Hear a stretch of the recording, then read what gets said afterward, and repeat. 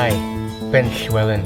Today I want to go through some American states and make them a bit Welsh, because one of the best ways to learn about a language is by playing with it.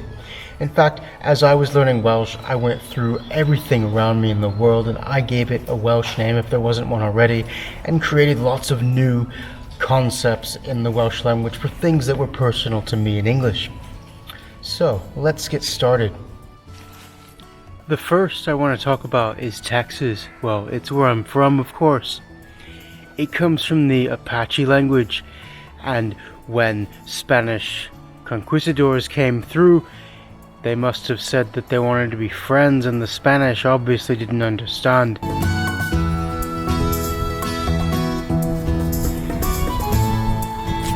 If we're going to call it Texas, it doesn't really respect the original pronunciation of the word or the original Apache language. Texas is my home state, and it makes sense that I rename that. It does come from a Native American word, friend, from Apache, as I said, and so I don't want to actually change the meaning of that, because that's really cool. So in this case, I think we should change the sound of the word. So we, in Welsh, have just taken the English word, rather than taking it from the Spanish variety, which took it directly from Apache. So Texas in Spanish would come from Apache, which sounded, we think, something like Texas. So in Welsh, the first syllable is longer in a two-syllable word. So Texas. Texas. That CH sound. Make it a bit more Welsh.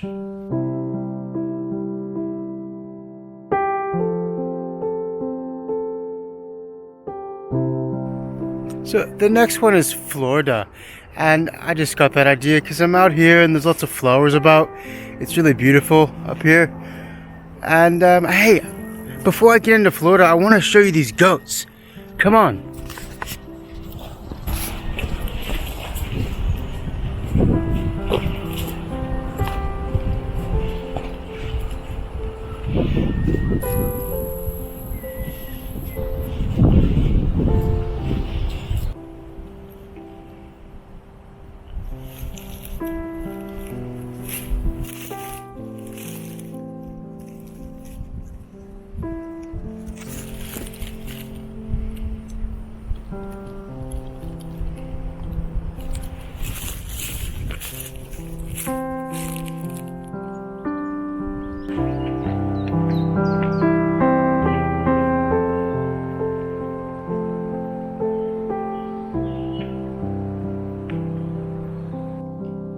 For Florida, I really like that FL sound at the beginning, and I wanted to keep that in the word somehow.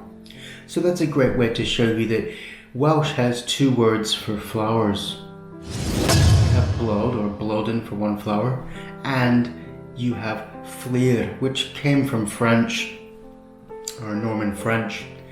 And there's place names in Wales which use fleer, Ystrad fleer. And so I wanted to have that in the Welsh version of Florida. So Penflirog.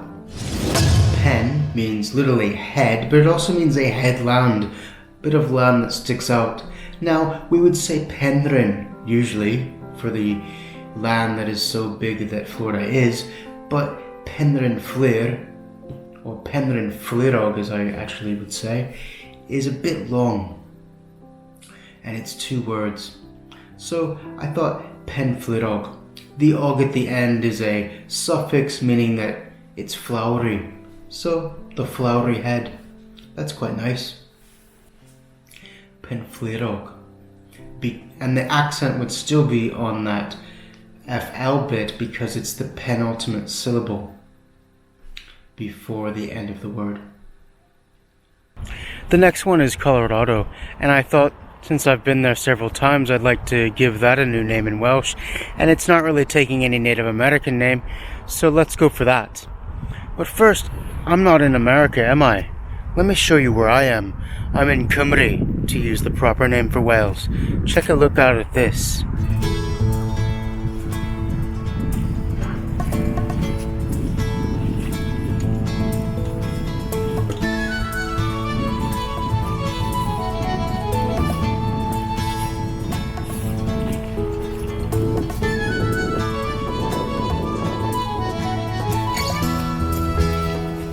not bad.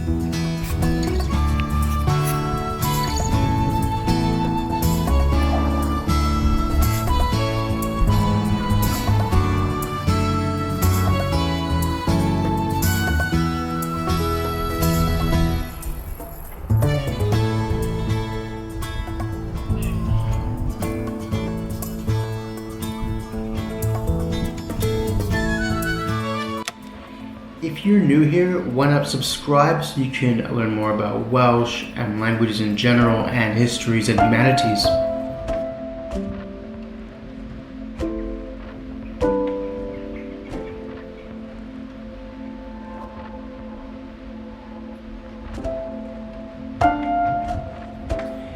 Colorado is a very beautiful place. I've passed through it a number of times. Brewy Brenreid keeps the number of syllables that Colorado has, and it encapsulates that red bit. Now let me break that down for you. Bre is an old word meaning upland or hills, but in this case it can mean the upland that is Colorado. Wybren is an older word meaning the firmament, the higher part of the sky. And Rydd, with the RH at the beginning, is a deep red or crimson ruby color. It mutates after attaching to the end of a word like Wybren and just says Rydd. So that mutation is there. Brewy Brenreid. I like that there's two BRs in the word. Brewy Brenreid.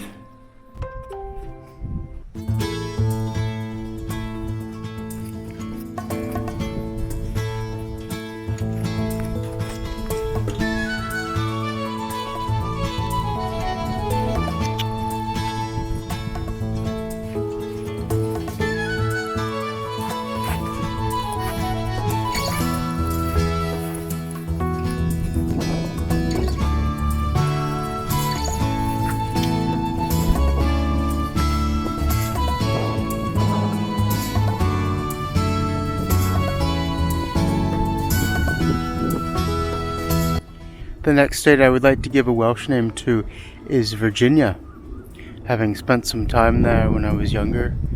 And it's a beautiful place, and it doesn't have a Native American name, so I don't really mind renaming it. Virginia was inhabited by the people called Powhatan. They were a confederation of tribes under this name. And so I wanted to honor those people. Powhatandir is the name I would give Virginia in Welsh. Powhatandir.